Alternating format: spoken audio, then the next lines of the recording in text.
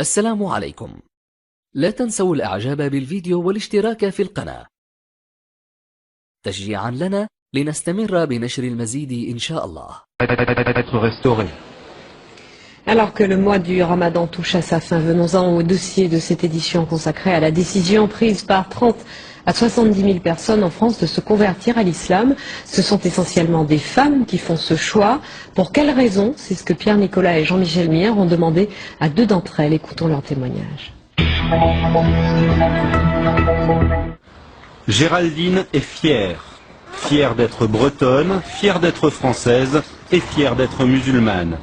Aujourd'hui, quand elle se promène avec ses enfants dans cette cité de l'Essonne, c'est la mosquée qui l'attire, plus l'église. Avant, lors des journées mondiales de la jeunesse, elle lançait des hurrahs au pape, la croix au cou. Pied de nez au Vatican, c'est le 15 août dernier, jour de l'Assomption, qu'elle a finalement choisi d'embrasser l'islam. Elle n'a eu qu'une phrase à prononcer. La ilaha illallah wa Muhammad Rasoul Allah. Excusez-moi pour l'arabe, encore un peu de mal. Il n'y a qu'un seul Dieu et Muhammad est son prophète. Son sens de l'orientation, elle en rigole, est aussi approximatif que son arabe, mais elle s'applique. Et là je suis évidemment inversée. Donc, cette boussole spéciale indique la Mecque. Donc il faut suivre cette direction-là pour la prière.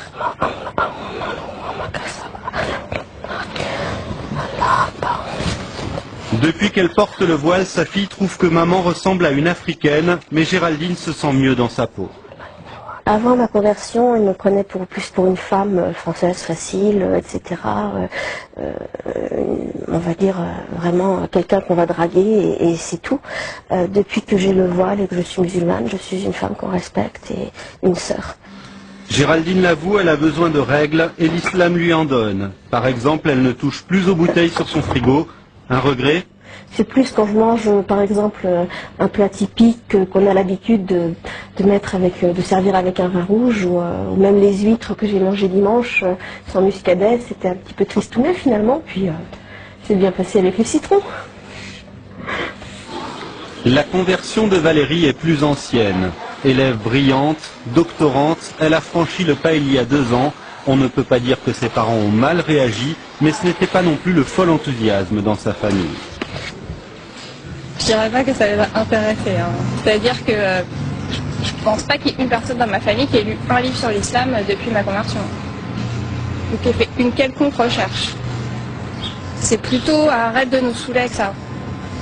Avant même de devenir musulmane, Valérie était choquée par l'interdiction du voile à l'école, choquée aussi par un monde occidental trop matérialiste à son goût. Ce qui me choque le plus, c'est sur quoi on valorise les personnes en fait. C'est bien si on est compétitif sur le marché, même si on est un peu requin, un peu filou, arnaqueur, c'est pas grave, si on est compétitif, si on sait se vendre, tout est une question de commerce, il n'y a plus que ça. Quand l'occasion se présentera, Valérie épousera un musulman. Le Coran, de toute façon, ne lui laisse guère le choix.